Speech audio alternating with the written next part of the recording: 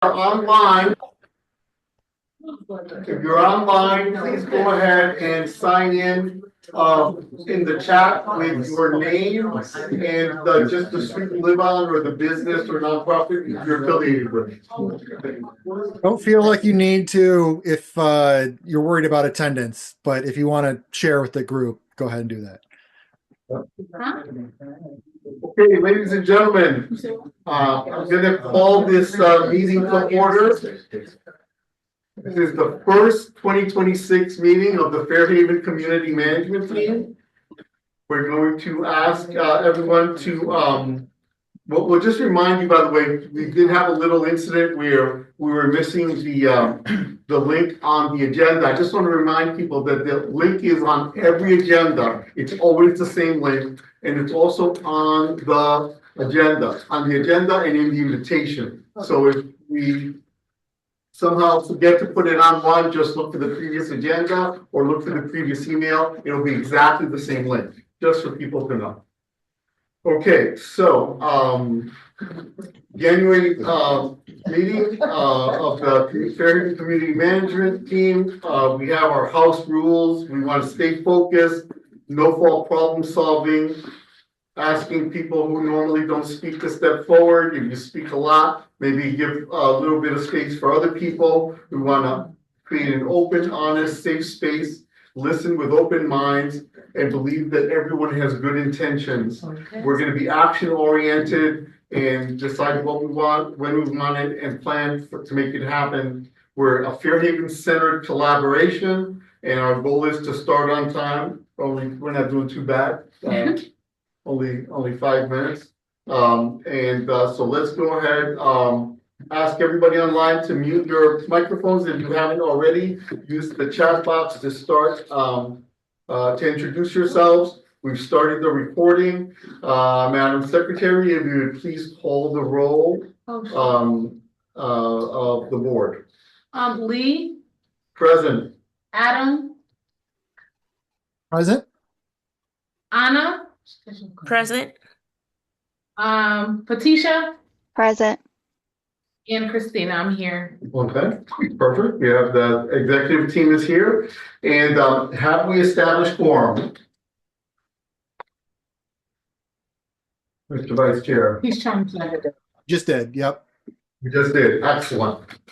Okay, folks, we have actually a very brief agenda this evening. We should be able to get you out of here within the hour. Our agenda this evening is our basic reports. We did have a report scheduled on what is happening with the old Strong School, but the developers asked to postpone it to next month. But we do know that the news is good. They just want to tie that last week, so they'll be here in February. Okay, so just know that. We're going to go through our regular agenda, and since we've established quorum, and we have a member who wishes to be our treasurer, and he is uncontested, and tonight is his, tonight he meets the obligation for the number of meetings, 5 out of the last 12, so we could vote him in tonight because we have quorum. We could get that done tonight, and then that's it for tonight. So first things, approval of the minutes of the last meeting. Hopefully you've had a chance to take a look at the minutes.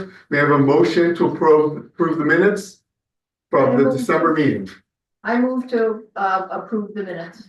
Marianne, Lorraine. No, I know.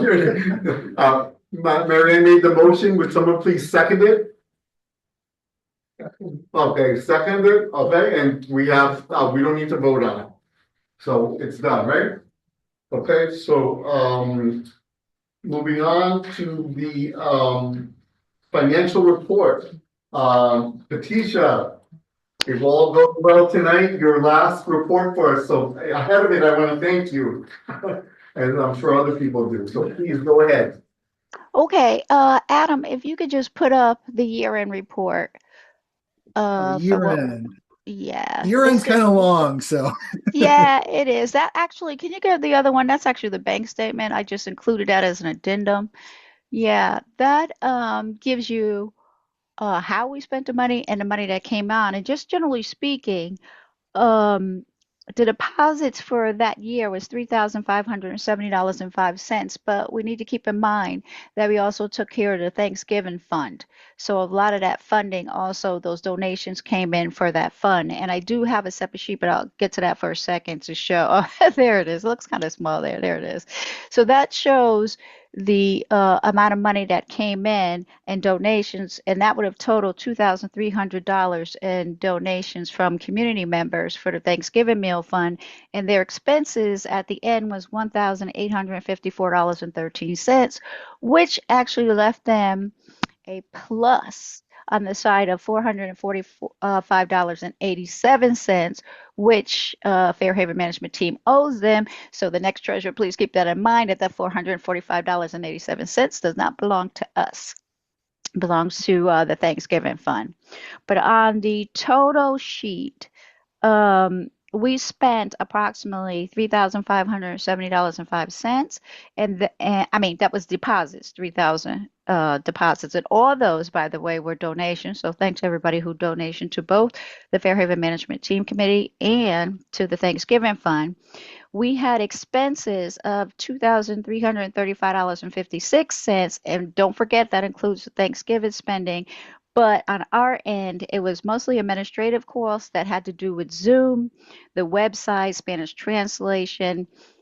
And so on our end, it was pretty much administrative, which left us a total rolling over from last year of $4,900.40 that remains in that account as of today. Wonderful. Thank you. Any questions in the room about our finances? One question in the back. Yes, sir. I'm worried about recurring communication costs to private companies. Can we move to public or free, like free, like freedom, like Google type or? We can have that discussion. The only thing we're paying for basically is Zoom, right? That's Right. all. Yeah, our expenses pretty much had to do with Zoom and the website and the Spanish translation, which we're not doing anymore because it didn't work out too well for us. Correct, Adam? Yes, The that's Spanish, correct. yeah, the Spanish Yeah. translation. So most of our expenses are all administrative. So let's do this. Let's put on the agenda for our meeting of the executive to look to see if there are any free alternatives to what we're paying for, and then we'll report back. We'll see if there are any free alternatives that we consider to be stable enough. We can certainly look at that, okay? Any other questions in the room? Any questions online? Do we need to approve the second? We don't need to approve the treasurer's report, right? No. It's just Nope. rent. Okay, so we're good on that. Next item on the agenda is the police report, and Sergeant Alvarado is here. Please come forward. If you come up here, then. You wanna come there? Yeah, please. Start. Good evening, everybody. Good evening. All right, before I address the elephant in the room, I do want to just go over last month's stats real quick and a quick year end to date stats that we compiled here. And then we could move the meeting forward. Just for the month of December, it was actually a really good month. I was away last month. Lieutenant Makrzyski covered for me. But the month was pretty good. 883 or 829 calls for service, 59 arrests, just 2 robberies, which was questionable. 4 burglaries, 6 theft from autos, 5 motor vehicle thefts. Those numbers are all down from the month prior significantly, but no violent crimes. The robberies is considered a violent crime, but it was tremendously down. And then just to give comparison real quick from 2024 to 2025, we did have 2 murders in 2025, down 1 from 2024. Robbery with firearms was up by 5, 13 in 25, 8 in 24. Other robberies the same, 34. Assault victims, we're down. It was 7 this year, or in 25, compared to 9 last year. And our aggravated assaults is down from 24 and 25 to 37 in 2024. Property crimes, burglaries in 2025, we reduced significantly from 54 last year. In 2024, we had 94, so a 42% reduction there. The motor vehicle thefts, we had a 43% reduction. We had 125 in 2024 to 71 last year. But our larceny from motor vehicles, I know I talk about that a lot. It did go up. We had 127 in 2025 compared to 72 in 2024. And other larceny, 177 in 2025, 159 in 2024. Other than that, our weapon violations was down 33% from 14 last year to 21 in 2024, 14 last year. And our confirmed shots fired, last year we had 19 for the whole entire year. The year prior we had 36, so down 47%. Overall, it was in big picture, it was a great year. With that said, I will address our former chief, Carl Jacobson. It's extremely unfortunate of what happened. We, as police officers, command staff, and the New York Police Department, was just as shocked, if not more shocked, than everybody that when they first learned about it. Extremely unfortunate situation. Obviously, it's an ongoing investigation. It's going to take time because there is layers to it. Multiple agencies involved. The state's attorney's office from Britain is handling it with the Connecticut State Police. What I will share is that he did admit to taking, he said $10,000. I think that's on record. It's extremely unfortunate, and when somebody like that does something, it obviously affects us all, community, police, not just here in New Haven. It affects every police officer in the nation, in my opinion. So we apologize that had to happen. The mayor appointed acting Dave Zanelli, acting chief. He was our former district manager here in Fairhaven. I can't speak highly about him, enough about him. Extremely competent, well-liked individual. We have the full utmost respect, and we look forward to just putting this in the recorder. At the end of the day, we feel that this was an individual made a mistake. It's one individual and it's isolated, and we got it controlled. And I can't commend enough of the officers' supervision that went to the assistant chiefs over Carl to bring this issue, and they immediately acted on it. So I mean, we all know, we all can sit there and say that was obviously the right thing to do, but make no mistake about it, it was extremely difficult to do. But obviously it had to be done. But we look forward to moving forward to the rest of the year. We got off to a rough start this year, but we're going to move forward with the best foot and keep on moving. And if there's any issues or complaints or concerns, we'll be here to continue to address and just move forward. With that, I'll just leave it up for any questions, comments, or concerns. Any questions online? If you do, unmute yourself and ask a question. I don't see any questions in the room. I had a quick one. Well, I don't know if it's quick, but regarding yesterday's murder of a civilian by an ICE agent, can you confirm that New Haven, our policy is not to cooperate with ICE? Is that correct? We don't work with ICE, correct?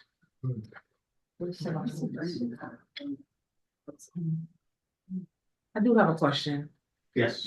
It's about what you were just saying. I do know that in the last year, there's been a couple of pop-ups about some indiscretions with the police department. I'm thinking of the thing that happened at Tweed with one of the officers. And I was a district manager for that. and then I don't know if that was New Haven, but I do know there was a young lady who kind of made a traffic stop. It wasn't all the way true. I can't remember her name. Shannon Kendall, yeah. Yes. So I guess what my general question is, these things are popping up, and we know that it does affect the climate of a city. And so I was wondering if we're not just addressing these one incidences that are happening, but addressing that there's this can affect the climate Mhm. and how people kind of view the New Haven Police Department, like our actual citizens. Mhm. And like what if there's chatter about being able to now bridge that gap, because clearly there's some mistrust. There is mistrust, and like I said earlier, it's not just with New Haven. When there's mistrust like that, it affects everybody Absolutely. nationwide. Obviously, more intimate in New Haven. I will say the Tweed incident with the officer was an isolated thing. I was actually district manager there, and we're the one that put that to forefront, and he was held accountable. Shannon Kendall, she messed up, she was held accountable. Carl Jackson, he messed up, he was held accountable. So the best thing that we could do is when somebody does make a bad choice like this and they do mess up, they have to be held accountable just like anybody else would be held accountable. I don't believe that there's a bad culture per se. I just feel like if sometimes people get complacent, like falls under bad time. I don't know what the case may be, but if that's the case, you're going to be held accountable. Yes, sir. Yeah, Stephen from Neighborhood Housing Services of New Haven. The stats you provided are pretty impressive. What do you attribute some of those reductions in those numbers? Well, that's actually a good question. We've been working tremendously. First off, our police numbers for police officers have been going up, which helps. And just a constant communication, constant working with the officers. And let me tell you, the community plays a big part in the whole entire thing. And I think there is starting to build a little bit more trust where people aren't as afraid to call the police. Because obviously we're there to help, and when people call the police, it's usually in a time of crisis, so people try to avoid calling it. But I think that's what it is, and we're just boots on the ground, constantly out there. It's been pretty impressive to see. Sometimes I was away a lot in December on vacation, and I'm like constantly checking my phone. Did I miss there's nothing going on, which is a tremendous good thing. But I just think it's a combination of keeping foot forward and being out there and having more of a presence and showing that we're out there. Thank you. Anybody else? Online? I think we're good. Yeah, well, thank you very much, and enjoy 2026. Thank you. Thank you very much. I will just answer your question, like, they are really on it, like, when he says that, like, it's real, there's things like, we've identified, things like stores open after 11, they've shut them all down. Like, we've identified them, fair bit of issues, and they are on it, and so, there's just some of these, like, issues that were just lingering for years and that were causing all kinds of crime and were not being addressed, and a lot of it has been shut down, right? So like really kudos to you. And kudos to the public because I'm not working at 11 o'clock, I'm usually in bed, so Yeah. I usually get the phone calls Yeah, afterwards. but stuff like that just wasn't being looked at in the same way, is being looked at not just kind of on a case by case basis, but systematically and with good leadership, so, thank you. Thank you. Yeah. Great, thank you. Moving on the agenda, and before I go, I just want to remind people, Sergeant's phone number, cell phone number, and email are on the agenda as they are on every agenda. Feel free to use it. I will always remind you, text him and give him a chance to get back to you, but he will respond. That has always been my experience. Okay, moving on. The next point on the agenda is Livable City Initiative, but I do not see, is Magali with us? She's away. She's away until the 12th. She's away until the 12th. Okay. So, if you have any issues, again, if you look on the agenda, you'll see her cell phone number, and you'll see email address, and you can approach her either way. She's been great about responding to issues that we brought up with her. Do we have anybody? I don't think we have anybody from economic development from the city. Okay, so we'll move on. This is great. Okay, so the next point on the agenda is the Civilian Review Board. I want to report to you. First of all, I want to remind you that Jawan Carter was for several years our representative for Fairhaven. He has stepped down. There's a new woman. Her name is Ebony. Bowden Moore. Voting. Bowden Moore. Voting. Ebony Bowden Moore. more. And we have reached out to her, to the numbers that were given to us, but we've not been able to connect with her. If anyone knows her personally, if the outreach is to say to her that we would love to continue the tradition of having her come, having the representative come to meetings once a quarter. I did emphasize that we're not looking for any confidential information. We're just looking for basic reports, as well as an opportunity for anyone from the community that has something to share, that they can see her and know who she is. We will continue to try to reach out to her.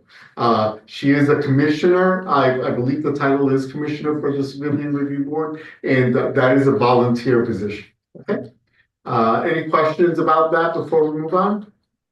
Is there, Yes. is there anybody else from the Civilian Review Board? That There are other people on the board, but she represents Fairhaven. This is, I doubt we'd have anybody else, but if somebody knows someone and they'd be willing to share with us. Frank has his Oh, hand up. Frank, please unmute yourself and speak. Frank? Meeting on Monday, I will broach the subject with her. Okay, wonderful. I did reach out to a couple of numbers I was given for her. It could be that they're not up to date numbers, so let's not assume that she has gotten the message. We don't know. Well, Thank you very much. those numbers came through me, so those are the same numbers that we all have. They came from the Okay. chair of the board and the administrator, so those are the numbers we have. She just could be working, so I will follow up with her on Monday to find out what's going on. Appreciate that. We'll get that in the minutes. Thank you very much. Okay, moving along, new things, items on the agenda. So we have no new items, and we have the report from the, I'm sorry, we have the Fairhaven Library Branch report. Yes, come on up. Okay,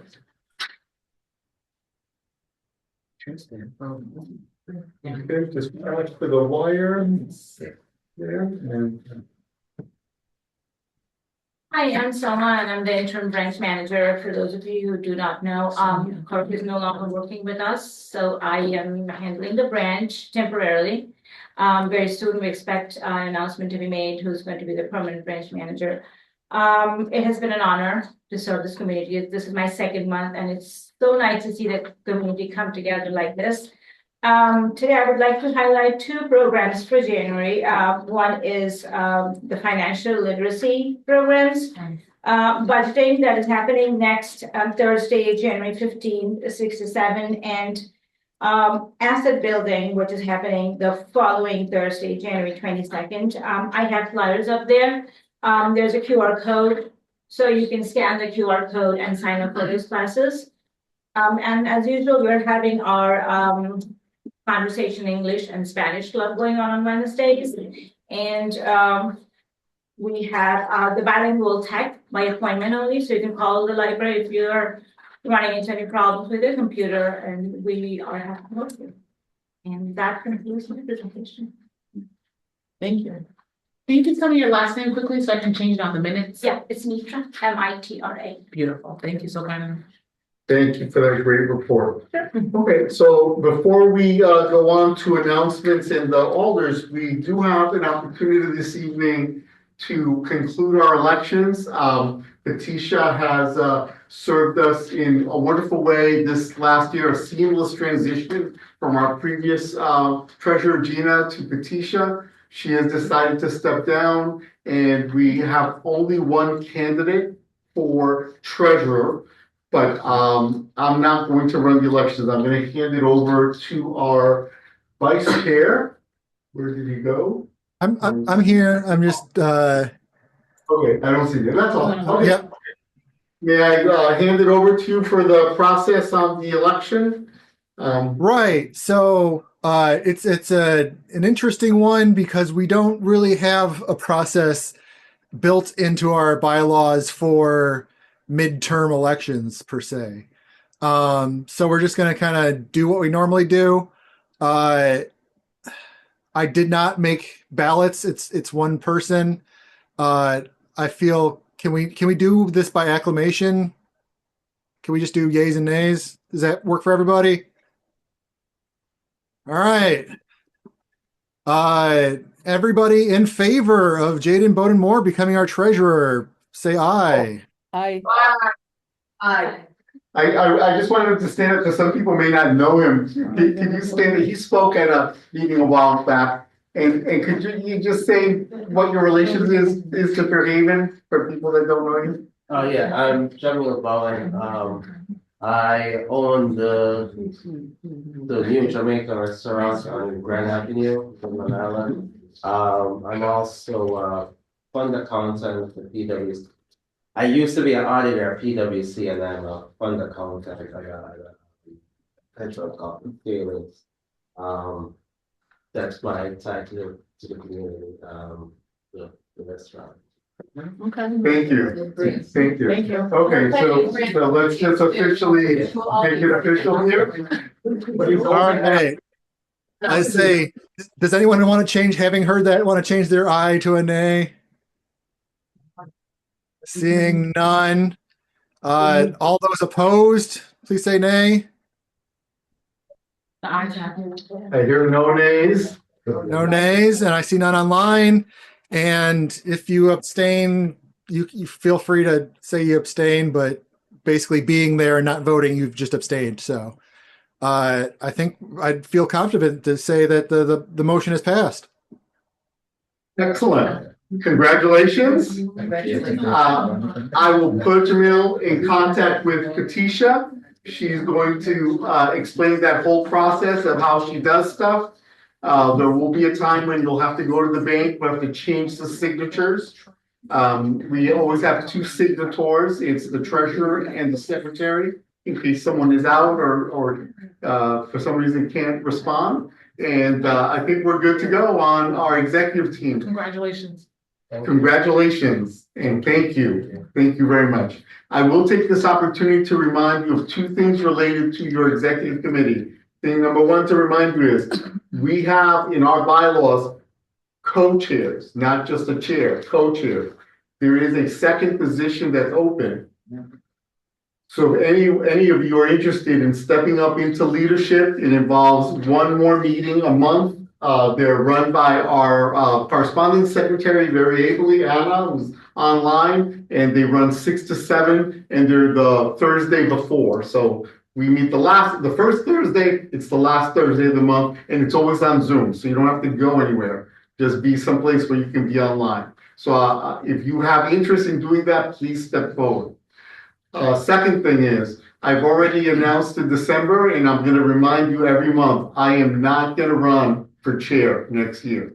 So we really need for somebody to step up. It'd be ideal if we could get someone in as co-chair so you can be familiar with the process. That's the reason why we established co-chairs so that there could be off-year transition, right? So if you're interested online in the room, please come and speak to me or to anyone in the executive committee. And I don't see any reason even why we couldn't even have somebody who was genuinely interested even come to one of the executive committee meetings and kind of see how we make the sausage, if you will.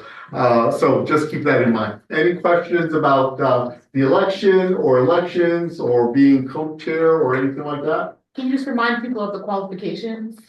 Oh, yes, very important. You, just like Jamil, you have to have attended, you have to be a member to be on the executive committee. And membership is defined by having attended 5 out of the last 12 meetings. And Adam very ably keeps a list on our website. Every month we check attendance. And if you are on that list of members, it means you've attended 5 out of the 12 meetings, the last 12 meetings. That's the qualification. And then, of course, you must be a resident of Fairhaven, or you must own a business here or work in one of our local nonprofits. Okay. Any questions? Lee, what this is Ken Krajewski. Can you just tell us what's your time commitment every month to being chair? Is it like 2 hours, 10 hours, 30 hours? Yeah, so I would say that it's the time of this meeting, which is about an hour and a half, let's say, because you have to set up ahead of time. Then there's the executive committee meeting. So right there, you're like at 2.5 hours. And then periodically I may get asked, but it's totally volunteer to attend meetings, whether that would be with the police or anything along those lines. Now, when it's where there's two co-chairs, then not both of us don't have to go. Only it's okay if one of us goes. But that's far and few between it. So I would say roughly in a month, let's just call it 2.5 to 3 hours a month. That's it. Okay. Thank you. That's pretty low key. Okay. Yeah. It's pretty easy. Pretty easy. I say we get a lot done through text chains. Yes, we do have a text chain of the members of the executive committee, and we have been operating since we started the current configuration by consensus. And as a matter of fact, if in between meetings there's a strict deadline on something, then and they need an answer and we can't get to the whole body, then the entire executive committee, all 5 of us, have to agree that it's a yes. If we don't agree 100%, then it can't go forward. It has to wait for the body. And that's just we're trying to have our cake and eat it too. We want to be able to be responsive, but at the same time, also, we want to make sure that nobody is making decisions for the entire committee, for the entire community, in a way that is, any sort of a power play. Okay. So, thank you very much, everyone. And with that, then we move on to announcements. And I do know that Dennis had asked to make an announcement for a few minutes about Match, which is our local wonderful manufacturing training nonprofit. And I'm gonna allow him to do this as an announcement. But I think I'm going to also ask Dennis to let us know. We're going to put you on the agenda, not as an announcement, but under economic development, not from the city. We have a separate economic development. And this is important enough that every time you have some time, that you have something to share, we'll just put you on the agenda. Just like we're going to do the same thing with Marianne regarding parks. If she has something to share, we'll put it on the agenda. She's a commissioner for the parks. Dennis, with that, I'll turn it over to you. Okay, am I coming across to everybody? Yeah, just a little bit louder. If you can speak a little bit louder. Give me a quick moment. Let's see what I can do here. Maybe even move the microphone closer to your. How about now? We good? You're still a little low. Yeah. How about now? No? No. I think it's as good as we're gonna get. Yeah. All right. I'll try talking loudly. There it is, right there. That's it. I'm going to be screaming. Okay, my house is not going to appreciate that, but that's okay. Listen, Adam, did you get my 2 slides? Oh, I don't know if I did, but I can find it. If you did, if you can put the first one up, I'd appreciate it.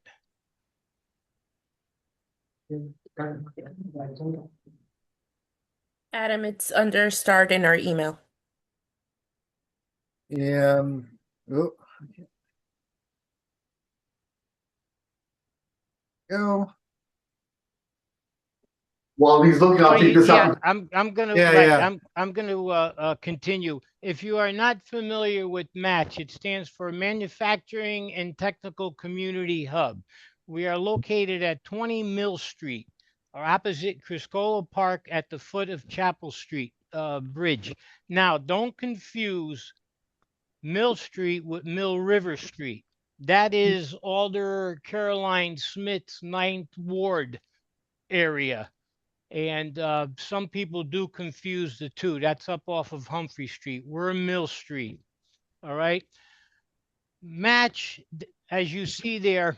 All right. The website, jot it down, remember it, go to that site. It's going to tell you a lot more about what we are. All right. Quickly, in the beginning of 2022, all right, a lady by the name of Marcia Lefemin, who is the president of Penn Globe Manufacturing out in North Branford, came up with this concept of providing paid manufacturing training. And we spent 2022 and all of 2023 putting this whole program together. We have the building there on Mill Street.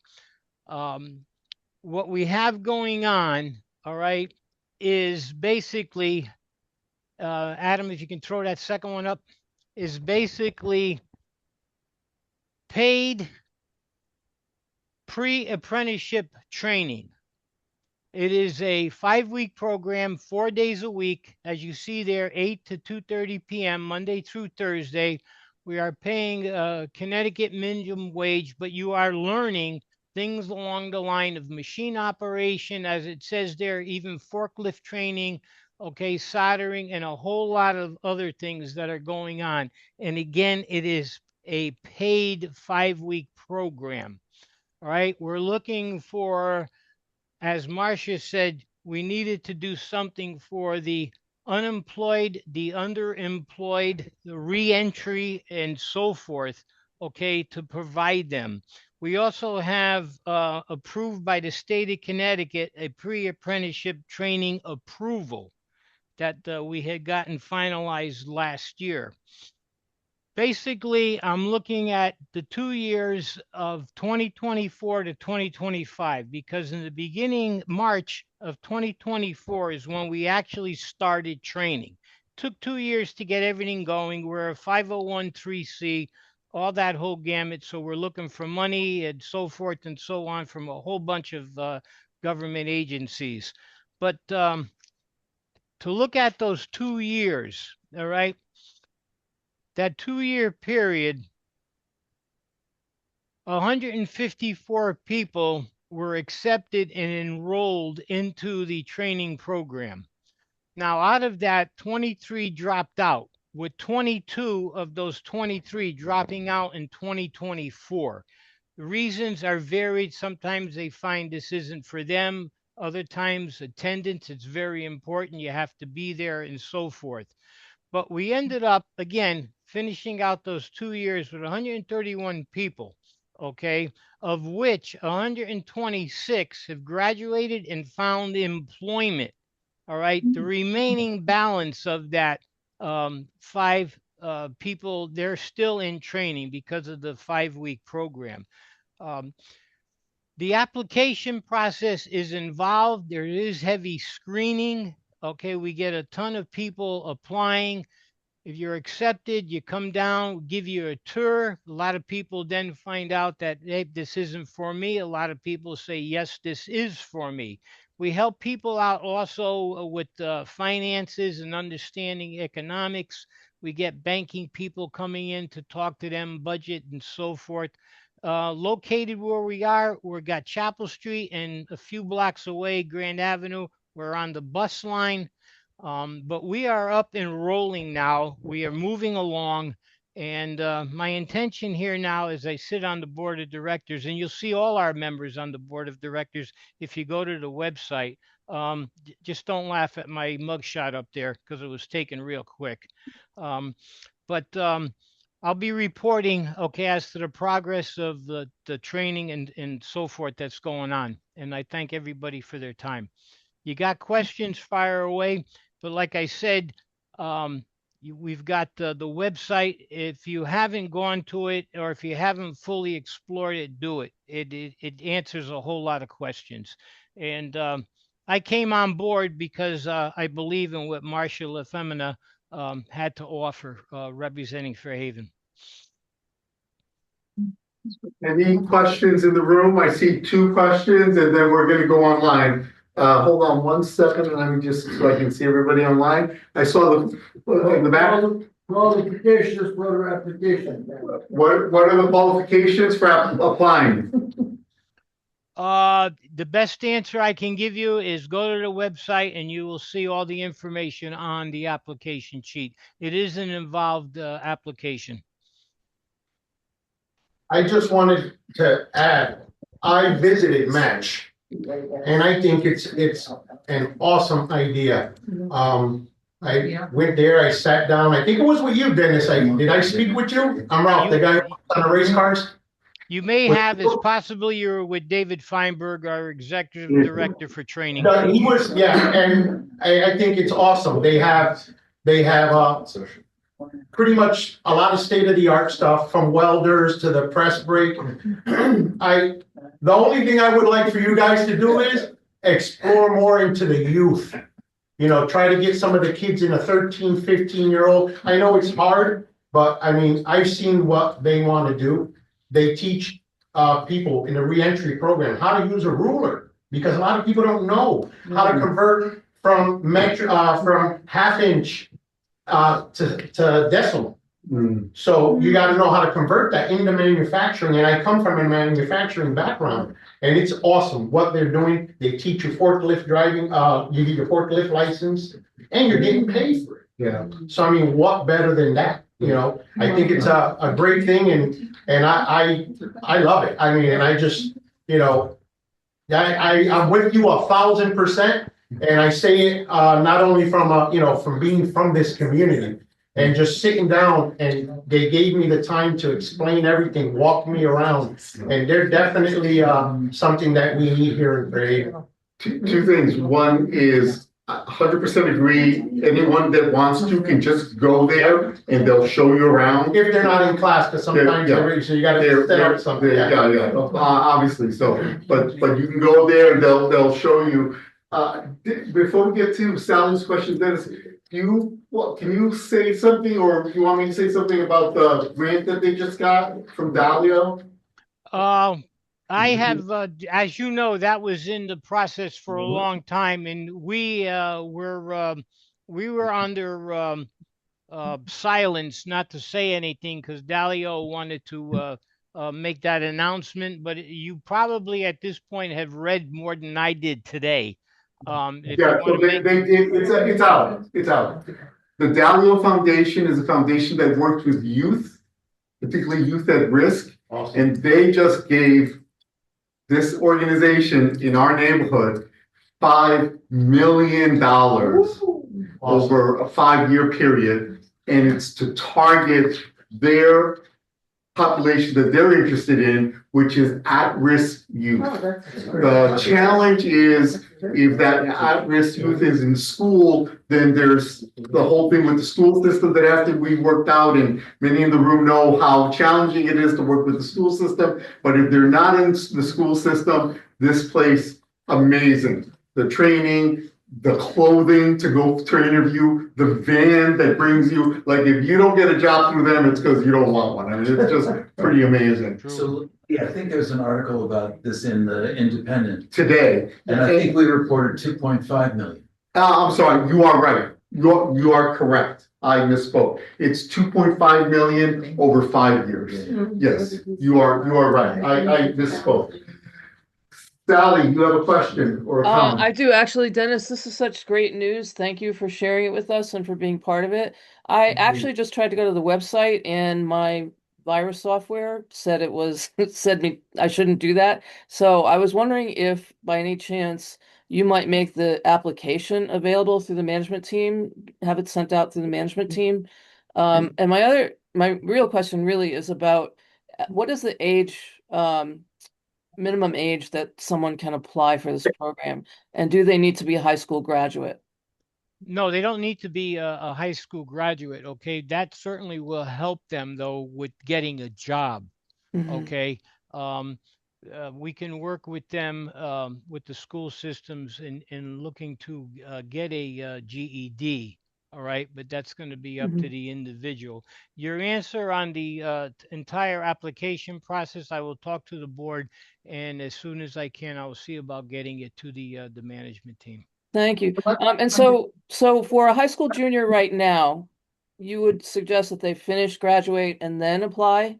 Is that the Well, process? by all means, they should graduate school. Okay. There's no doubt. And as was just mentioned with Lee and the Dalio Foundation, we have been working on and off with the City of New Haven Board of Education, bringing in high school juniors and seniors. Okay, we did a little of that, given them last year. It was an after-school program. Came in for, I think it was about an hour and a half. Got an idea. But we are looking to try and increase that with the New Haven Board of Ed, but that's with the New Haven Board of Ed.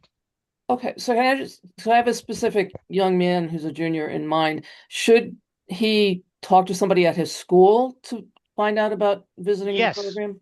I Is that would at every say, high school? Is it available at every high school? basically cross in Hill House at this time. Okay, With them. Um, he's definitely should talk to his counselor or somebody at his at the school. school. Okay, Yeah, about that to see if there is a tie-in. All okay. right. He's a Fairhaven resident as well and interested in the trade, so it sounds like it would be a good fit, at least at this point. But But thank you again. That's really great information. got him. I want to encourage anyone that knows somebody to just send them. Sally, we know that website, as long as you have the link that was given, the match, ct.org, that is a safe website. And all the information is there. So people can get it there, but also encourage any young people you know, and maybe not so young, that are looking for, to be trained. This is a great opportunity. If I remember correctly, Dennis, jobs, once you graduate, while you're in training, you get minimum wage. And then after you graduate, the jobs are like 25 to 35, 40 bucks an hour employment. That is around. correct. That is correct. We've been getting trainees that have been being offered that. Yes.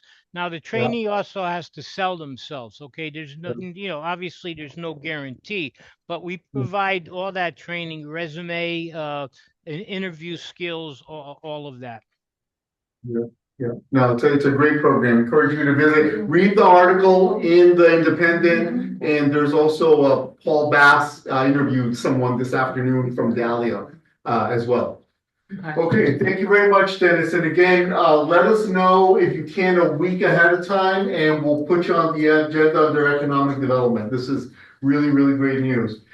There's one more related piece of news that I talked, Marcia, the founder, is a personal friend, and she told me I could share this. She bought the old Phoenix Press building. Oh, wow.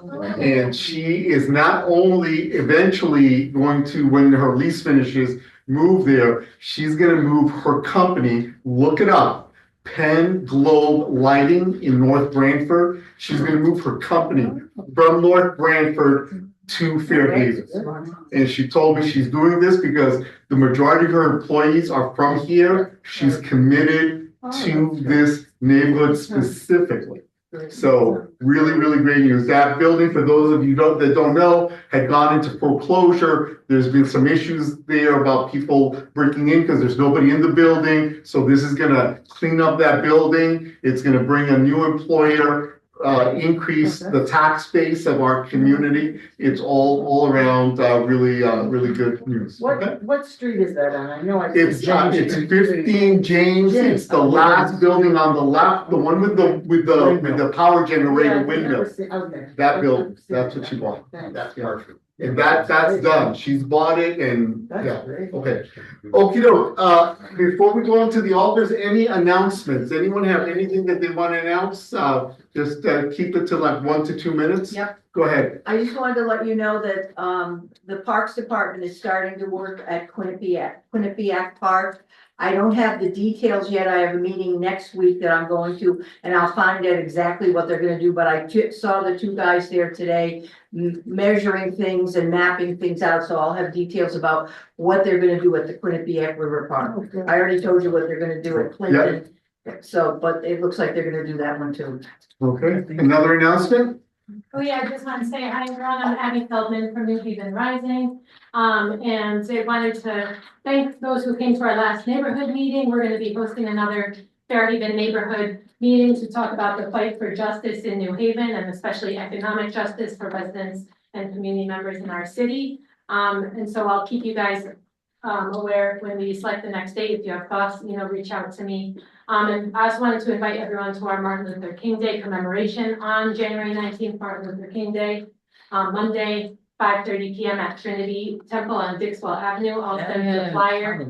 So if you guys want to send it out, you can. I'm sorry I didn't get them printed in time to bring them out tonight, but you're all invited. I'll be in touch. Okay, great. We have several alders with us tonight. I do know that Sarah my wife needs to alder for Fortinet to step out, but we'll go down the list. The new alder for 8, there's a new alder, and I don't know her name. Is Andy Martinelli. Amanda Martinelli, it's in here. Martinelli. Okay, great. Oh, it hasn't been up, so we need to update it on here. And we have not heard from her. Any of the alders that are here, if you want to just let her know when we have our meetings, and she's always welcome to come, even if she comes at the end of the meeting on Zoom. Right here. Oh. No, that's Magda. Yeah, no, we're getting to Magda. We're getting to that. This is the alder for the Worcester Square area, there's a little piece, okay? Next is alder for Ward 9, Carolyn Tandy Smith, who is here. Carolyn, please. Come on up. Happy New Year, everybody. Happy New Year. I am really excited for 2026. I think it's going to be a really, really exciting year, and there's so much work to do. And I have 3 main updates, focusing on some of the themes of supporting our small businesses here in the city, supporting our schools and our young people, as well as supporting our infrastructure, and then an update as well from Alder Miller, who had to leave early. So first, around supporting our small businesses, as you might have seen, I launched earlier this year a new policy campaign called Best City to Start. I deeply believe that New Haven really punches above its weight in terms of individuals, entrepreneurs, and innovators who want to start a small business that impacts our neighborhoods and our communities. We have an amazing entrepreneur here today. And I think there's so much work that we can do to make it easier for a small business to start. So in the last couple of years, me and Alder Miller, particularly in her role as executive director of City Seed, hosted 2 entrepreneur roundtables that brought entrepreneurs together to look at some of our rules and see how we could streamline some of our permitting and licensing processes as a city to make it easier to navigate for small businesses. And that's informed 3 initial policy ideas around our catering license and a couple other policies to make it easier for small businesses to navigate our processes as a city. I just want to really thank a lot of the city departments, a lot of the entrepreneurs, and a lot of the organizations that have been involved in this process before, or over the last few months. And so there'll be some workshops coming up, some official Board of Alders workshops coming up where we invite entrepreneurs and organizations to testify. And just welcome your ideas. If you want to be involved, if you have ideas to support small businesses in our city, please, I welcome them. I'm so excited. Please reach out and be involved in the campaign. Second, around supporting our schools and supporting our young people, I'm really excited to be partnering with Alder Redente. I'm sure he'll talk more about this, around an upcoming workshop that hasn't been scheduled yet around youth sports. So similar to entrepreneurs, I think as a city, we have an incredible amount of talented young people who are invested in sports. And I don't know about you all, but for myself, sports were really critical to me growing up. I wish I was a basketball player, but unfortunately, I'm only 5'4". So that was unfortunately not part of a career path. But for a lot of young people, it isn't about a career path. It's about character building. I remember some of the individuals that touched my life were my coaches, my basketball coaches, my track and field coaches. And so as a city, we have a lot of talented young people, but Alder Redente and I are working on how can we look at some of the gaps in our sports infrastructure, whether it's things like staffing, things like making our facilities more accessible, things like improving our parks infrastructure to make it, to create the conditions for more young people to get involved in sports and for that to be a part of certainly potentially career paths, but also just character building that the sports and so many other things provide. So we're going to have a workshop coming up. One of the potential policies coming out of that workshop would be potentially setting up an official youth sports commission. And so more on that, but if you're interested in being involved, please reach out to myself and Alder Redente, and we'd love to invite you to be a part of the workshop to share your ideas. And then lastly, supporting our infrastructure, as I've shared with many of you all before, we've been working on an underpass park right behind the Ralph Walker hockey rink. So Ward 9, the ward that I'm really proud to represent, includes parts of East Rock and Fairhaven, and I-91, the highway, divides these 2 incredible neighborhoods from each other. So we've been embarking on a 1.5-year long process to take one of the underpasses, an area of neglect, and turn it into, like many cities, into a park for the city. We received a $17,500 grant from ARP to kickstart that process. And we have an almost finalized plan. So our architect, Alexis Sablone, who's born and raised in Connecticut, she's an Olympian skateboarder, just a total rock star, has aggregated hundreds of ideas, including for many of you all, to turn into a plan. So sometime in the next couple months, we'll have a community meeting, we'll present that and get feedback. It's a long process to turn something into a park, so there's plenty of time to provide feedback. And I want to give a big shout out to Sally Esposito, who helped to facilitate an awesome session at Clinton Avenue School that brought about 20 young people together at the school to come up with ideas for the park. So huge thank you to Sally. Last couple of updates. There's going to be a Mill River Park meeting hosted by the city on, I believe, January 15th at 6 at the Q House. So we can include that in the minutes, and you all are welcome to come to that. That's the current English Station site that the administration is interested in converting into a park. So keep an eye out for that meeting. And then lastly, Alder Miller wanted to mention, she mentioned earlier the Fairhaven Issues meeting. So we've been hosting this cross-departmental meeting every couple weeks that brings a lot of departments together and alders together to identify these key hotspots and really bring a lot of people together to get them addressed. And so if you have any issues that you want to address, you want to add to our list, don't hesitate to reach out to any of us, and we're happy to add it and come up with a comprehensive strategy to address them one by one. I think the only last thing I'll say is that, as many of you all might know, I have a weekly newsletter that I send every Sunday. It's sort of a weekly reflection for myself where I share different announcements and updates. If any of you all would like to be added, just don't hesitate to reach out to me, and I'd love to add you to it. Okay. Happy New Year. Thank you. Thank you. Thank you. You're moving right along here then to, Alder Miller stepped away. Alder Festa is not with us. Alder Frank Redente online. Yeah, I Frank. apologize. I'm having issues with my camera. But this should be easy because one of the benefits of working with such a great team is everything we've been working on has already been covered by either Caroline or Sarah's updates. But just wanted to touch on the youth sports communication that Caroline and I are working on. As you know, I basically grew up in the gym at Farnham. I've worked around youth violence my entire career. Over the years, our youth coaches have gotten less and less access to their school buildings. We know what an influential role youth sports coaches play, and I want to give them all the tools and resources that they need first and foremost. It's going to be an open forum where there will be testimony from coaches, from players, on how can we revamp youth sports in this city so the kids have a place to go. We don't have open door community centers anymore where kids can just go in the door. And schools are a safe space for our kids. And, you know, what better athletic facilities and classrooms should they be in after school, but in our school buildings. So I'm honored to be working alongside Caroline on that. And also excited to see what comes out of the park idea of the underpass, because as some of the residents know through conversation, I'm curious to see if we could piggyback once that's done and do something on Front Street under the Middletown Avenue underpass. I am working on trying to get a new fence there. It's just difficult because DOT is not great to work with. I also wanted to touch on some of the things that Sergeant Alvarado said. I don't know, anybody who's walked or driven down Ferry Street lately can see what he's been talking about. It's almost a completely different place lately. Now, granted, the weather does play a part, but I want to give him and his staff like a really big shout out, because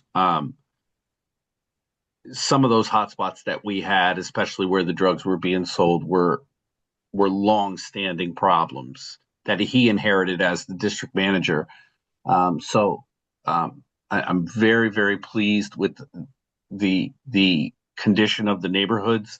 We're getting sidewalks done, and I mean, Ferry and Lombard is being done right now, which is blowing my mind.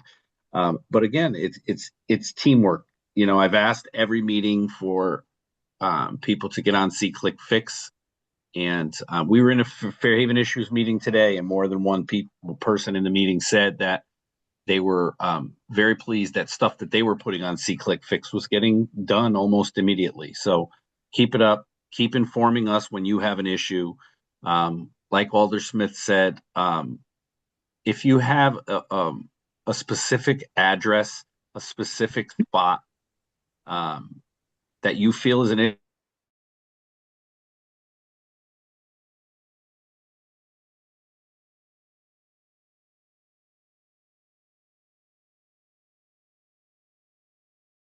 so that's all I have. Thank you very much. I haven't asked, but are there any questions for the alders as we move on here before we get too far? Okay, so that was Frank Renente, and then last on our list. Sally's got a question real quick. Oh, Sally, go ahead. I'm sorry, I should have said this earlier, but I just put it in the chat that we received a letter from the Water Authority saying we have lead pipes.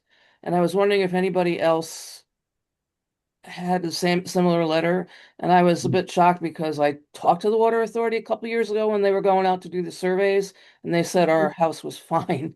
So I guess this is really for the alders. Is the board or is the city doing anything to figure out how many people actually got these letters? And is there any kind of plan for remediation?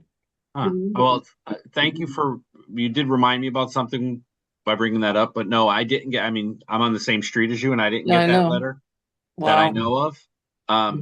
But I have communications out to the CAO and Water Authority, because somehow in the midst of all this water work getting done, the fire hydrants aren't working. So the fire hydrant in front of my house on the corner of Downing and Chatham is not working. And what I learned is that when the house across the street burned, the same thing happened, is that they actually had to go a few blocks over to get water because these hydrants over here don't work. So I will be on that first thing tomorrow morning. Okay, I'll share that letter with you, Frank. I'm sorry, I didn't hear that. I said I'll share the letter with you so you can see it. Please, just take a picture of it and shoot it over to me. Will do. And I will call the number that's right on the letter tomorrow. Okay, thank you. No, thank you for reminding me. There's some information that Ralph Ramos would like to share related to this. Yeah, so just before I retired as Director of Environmental Health for the City of New Haven, the water company, Regional Water Authority, has a mandate from the federal government to survey the entire city, all homes, and determine where the lead is and come up with a remediation plan. So the letter may not say you have lead, but that we would like to come into your house and see whether, you know, you have lead or not. And so that's what I think it is. I don't think that it's that we all have lead. Some of these water mains have been replaced a long time ago, but there may be some water mains out there. So this is more about the water mains coming into your house. And so you are basically responsible from the tap out on the street to your meter and beyond. And beyond your meter. That's your responsibility from the tap. Unless you got the Pipe Safe program. Right, that's why they have the Pipe Safe program for that. Right, but we pay them monthly for Pipe everybody Safe. has lead. Yeah, so the only point I'm trying to get is that it doesn't really mean that everybody has lead, but that the Regional Water Authority has a mandate from the federal government to survey in a certain amount of time every house in the city to determine whether there's lead or not, and then a mediation plan will be made. Can we actually get, maybe, I know Adam, I think said that you might add this to the agenda or at least figure out if you can, but can we get somebody from the Water Authority come and talk about this? Maybe? We would have to have somebody call. Would you be willing to call them and ask them and let us know? I'm gonna look into it. Yeah. Just so you know, there's a member, New Haven's representative on the Regional Water Authority, I believe works in the Corp Counsel's office. So that might be the person to talk to. So I'd be willing to I'll follow up with that. Right, so the regional water authority is different than the water coming in is one company, the water going out is a different company. That's water pollution control. So the letter was the Regional Water Authority. Yes, yeah. And so, I'm sorry, Lee, but I think the person who has to be attending all those meetings is Brian Winnick. And so. Ralph, I'll touch base with you and get the information. Thank you. Brian Winnick would be good. Okay, so let's get a little coordination. Adam had offered to go ahead and make the call. So Well, Adam, yeah, I mean, Sally, if you, feel free to email if you can take care of it. You can take care of it. If you need help, I'll look into it or whatever. I'll get the letter to Frank because he can also help, I think, and we're all on the same street, so we'll figure it out. And again, Thank you. If someone thinks it would be helpful to have the, once you talk to whoever you need to talk to, whoever you talk to resolve your issue, if you think or they think that somebody should come here, just let us know. Will do. Thank you. It's a great way to let us know, because he's on the executive. Is that a hand up at the iPhone? Yeah, I was gonna say, I don't know if iPhone, you could identify yourself as well if you have something to say. Hi, good evening. I'm sorry, you guys jumped into the water situation, but I had wanted to share concerns on my street, on Woolsey Street. I have reported to Sick Fix several times, the corner of Woolsey and Lloyd Street. What sort of issue is it? Yeah, so there's been piles of recycle bin trash all over the place, right on the corner. It has been several times that I have reported it. And the only thing I get back, it was addressed. Here this morning, again, it was just reported it was addressed, and there's still the same issue. This house has become a concern for the last couple of months. I just feel concerned that, this is being ignored. Okay. Okay. Who's that? Oh, I think Frank's talking to his dog. Hold up. We got Frank, I'm muting you. If you're not iPhone, just mute yourself, everybody online. Okay, the person on the iPhone, could you say your name again so I can address you by your name?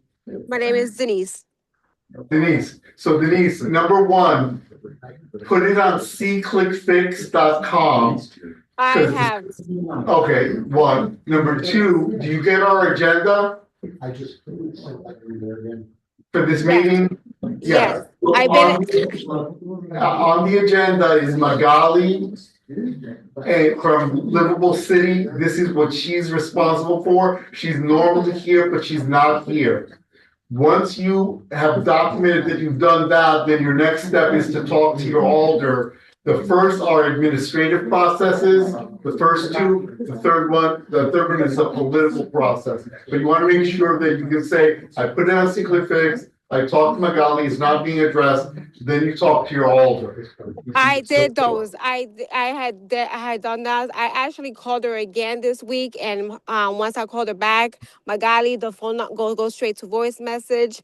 When I spoke to Magali, she said at that time she was still not with the transition from Carispo to her. She was like, "Oh, right now I'm not the older as yet. I haven't been signed into January." And I said to her, "Okay, so at least she's gonna address this." The only concern she was addressing is about what's behind the Fairhaven Clinic, because I did inform her I live right across from the Fairhaven Clinic, and she wanted to know something that I'm not able to give her the information. Okay, so it just turns out that Magali, Magda is here, I'm sorry. Magda, yes. Huh? No, she spoke to her, she told me something about garbage not being picked up. Okay, so we're not gonna get into the particulars and details here. Magda is here, her contact info, is it? Yes, it is. It's on the agenda for this You month. can verify for me though. She's gonna. I do have a number, yes. Okay. Yeah, okay, so she's gonna speak now generally, and then what we're gonna ask you to do is speak to her because it's a very particular issue. But Magda, could you come up and go ahead and give your report, share information, and then Ralph, if you have a question or comment, we'll take it after that. Thank you. Yeah. Yeah, I got it. Go ahead and lower your hand. Okay, go ahead. Good evening, ladies and gentlemen. I really don't have anything to report. I'm just here to introduce myself as the new alder of Ward 16. And my information is listed here. I do want you to know like the phone number. I haven't gotten the phone yet. So sometime next week, they told me I should have it up and running in an email. So please, if there's any concerns or issues, please let me know. And I know I spoke to someone about something here. I don't know who it was, but please contact me and we will continue to talk. And we'll do our best to address whatever issues and things that are happening. I know that Ward 16 has not had a lot of attention and that perhaps a lot of issues have not been addressed over time. So I understand that there may be a lot of concerns and a lot of things that people want to bring up. But please, let's begin the process of putting away the things that need to be fixed or need to be worked on. All right? Thank you. Thank you. And welcome. Okay, so that actually concludes our our list of alders. Want to thank everybody for being here this evening. Ralph had I'm sorry, I don't know who the young lady was that was talking about. Denise. So, but it just so happens that in tonight's Fairhaven Issues meeting, it was brought up, the problem with the illegal dumping on the corner of Wolseley and Lloyd. I mentioned it. And it was mentioned by Alderwoman Magda Natal, it was mentioned by Rafael Fernandez, Fuentes, and of course myself. It disgustes me every time I go by there. Okay, so Denise, know that it has reached the right people. There's a, it takes time, but it has reached, it's being discussed in the right circles, okay? Thank you. Okay, so, question, comment? Yeah, the water company was here last. Could we have one meeting, please? The water company was here last year, the community representatives, and they were talking about a pipe replacement program. I don't know if anybody remembers the specifics. And then they also mentioned that there's a chemical that they put in the water that neutralizes the lead, so that if you drink the water, the lead won't be active. So, okay, well, Jim, beyond our expertise, we'll try to get someone if we can find someone, and certainly anyone is welcome to take the initiative and then let us know who the specific person is to contact on this issue or any issue. Or just to have the person write to us at Fairhaven CMT@gmail.com. Okay, with that, may I have a motion to adjourn this meeting?